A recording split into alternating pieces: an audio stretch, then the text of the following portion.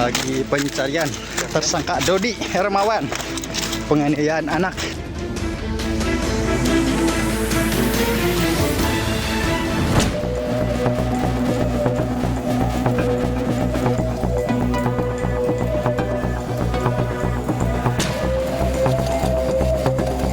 Pemirsa, sekarang ini saya bersama dengan Kapolres Purwakarta AKBP Lilik Ardiansyah, ditemani dengan Kasat Reskrim dan juga Kapolsek dari Purwakarta.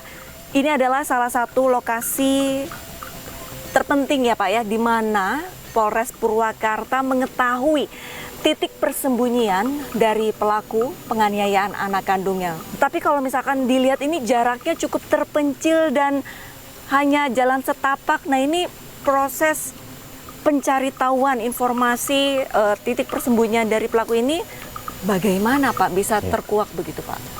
Jadi pada saat video itu viral Mbak, itu kita langsung profiling ya.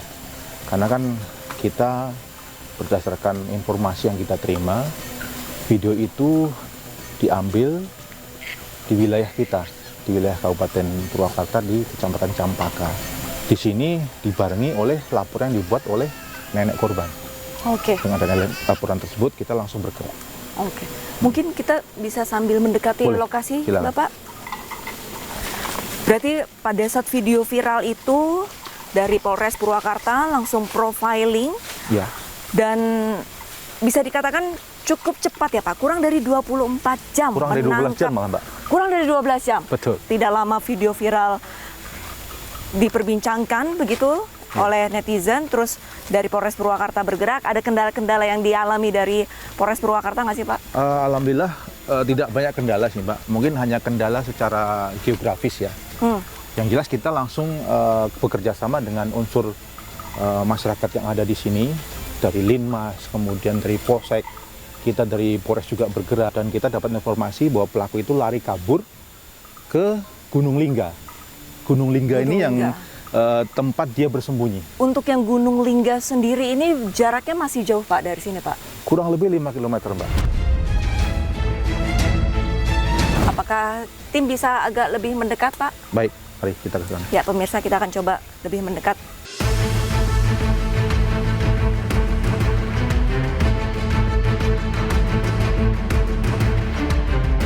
Lantas untuk pada saat penangkapan ini bisa diceritakan Pak prosesnya seperti apa begitu Pak Lili? Setelah mengetahui informasi keberadaan pelaku yang ada di Gunung Lingga, mohon maaf nih, masih kurang lebih mendekati 4 kilo lagi dan medannya agak sedikit terjal. Di sana langsung kita melihat pelaku memang di situ, benar ada informasi itu dan tidak ada perwalaman. Yang mungkin masyarakat juga ingin mengetahui pada saat penangkapan lalu dibawa ke sini untuk diinterogasi awal. Apa pernyataan dari pelaku, kenapa alasan pelaku tega menganiaya anak kandungnya Pak Lili? Iya, dia menyampaikan bahwasanya yang bersangkutan itu marah, emosi, dan menggunakan video itu untuk memancing istrinya supaya kembali ke rumah. Karena kan istrinya kabur dari rumah. Apakah dari pelaku ini menceritakan alasan kenapa istrinya pergi dari rumah? Pelaku sadar bahwasanya istri kabur itu ya karena perilaku dari suami itu sendiri, karena kan dia sering berbuat kasar. Dan puncaknya marahnya itu ketika istri diminta pulang tidak pulang-pulang dan juga meminta cerai. Kemudian setelah beberapa hari sang suami ini menyusul ke Bogor. Karena tahu keberadaannya di Bogor dan meminta istri untuk segera pulang. Karena tidak dituruti, akhirnya dia memaksa mengambil yang anak bungsu itu kembali ke rumah. Ya, oleh karena itu dia masih dalam posisi emosi, makanya dia melancarkan aksinya dengan menganiaya anak kandungnya itu sendiri, yang anak bungsu tadi, dan membuat videonya. Nah, videonya itu dikirimkan ke keluarga istrinya di Bogor supaya istri mau pulang. Untuk hukuman yang kira-kira nantinya akan diberikan kepada pelaku, ini pasal berapa saja Pak? Jadi Undang-Undang Penghapusan KDRT pasal 44 ayat 1 dan 2. Kita jodohkan dengan Undang-Undang Perlindungan Anak pasal 80 ayat 1, 2, dan 3. Ancaman hukumannya 10 tahun penjara.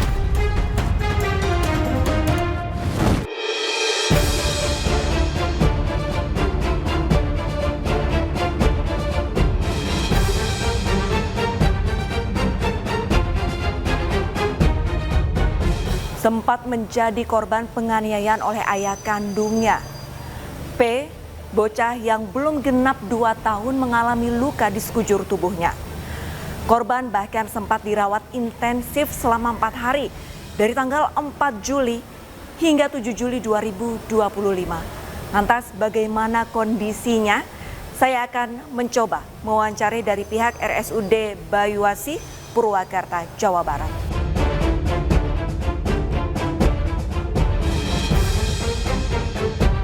Saya sekarang sudah bersama dengan Direktur RSUD Bayuasi, Purwakarta, Jawa Barat, Bapak Tri. Bapak Tri, ini mengenai kasus penganiayaan anak kandung oleh ayahnya, sempat dirawat intensif ya Bapak ya? Betul, kurang lebih selama betul, 4 hari. 4 hari, betul. Lantas untuk kondisinya si korban ini bagaimana Pak?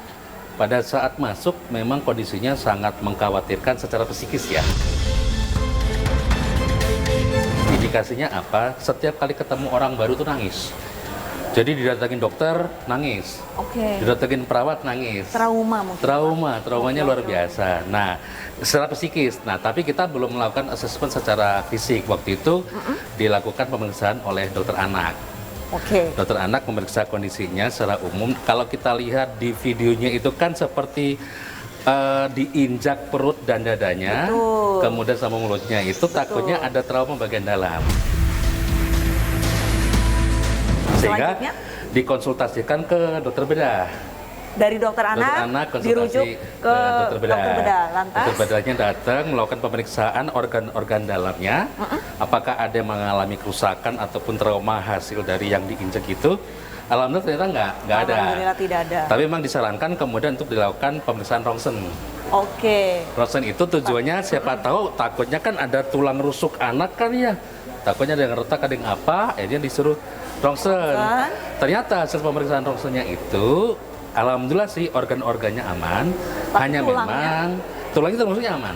Tahapan selanjutnya untuk menyembuhkan trauma di si anak, psikis si anak ini apa yang dilakukan oleh RSUD Bayuasi? Baik, kemarin kita sudah berkolaborasi dengan Dinas Sosial karena mereka memiliki seorang ahli konsultan psikolog anak. Oke. Di kami ada dokter psikiatri. Kemarin sudah kita sepakati bahwa pulang dari sini itu akan dibawa ke rumah aman.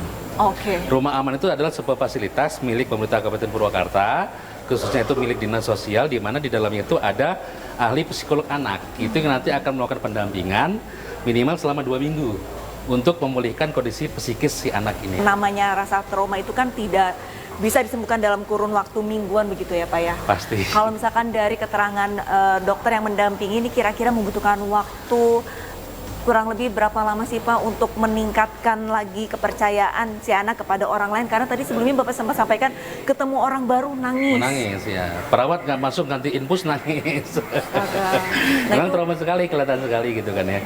Cuman memang kemarin sudah terjadi perbaikan pada saat hari terakhir kita rawat. Hari keempat berarti Hari ya? keempat. Malah kemarin yang nangis terus itu ibunya. Kenapa Pak? Karena sebetulnya kan ibunya juga mengalami trauma psikis. Karena kalau kita lihat dari kronologisnya sebetulnya ibunya itu kabur karena memang selalu mengalami KDRT. Nah, jadi kemarin itu kita rencananya selain pendampingan ke anak juga kita menyiapkan psikolog juga untuk ke ibunya. Untuk kondisi fisik dari si korban, ini kira-kira ada luka apa saja selain organ dalam kan sudah aman. Kalau fisik yang dilihat secara kasat mata, ada luka apa saja sih Pak? Kemarin diketemukan bekas sunutan rokok. Satu di paha ya, satu di dekat telapak kaki. Tapi sebetulnya kelihatannya itu kejadiannya sudah cukup lama. Jadi hanya bekas saja. Selain luka bakar dari sundutan rokok, apa saja Pak? Yang kalau untuk fisik mungkin enggak. Secara Enggak kasat gitu, mata. Pak. Karena kalau misalkan di video yang sudah viral, yang sudah terlanjur viral, ini kan ada bagian perut begitu yang dipukul. Memar tidak pada saat dibawa ke sini? Pada saat dibawa ke sini tidak. Untuk kondisi si ibu bagaimana Pak? Apakah dilakukan pemeriksaan juga? Kalau si ibu kemarin kita masih fokus kepada anaknya, cuman yang kemarin si ibu itu memang ada rencana juga dilakukan pendampingan.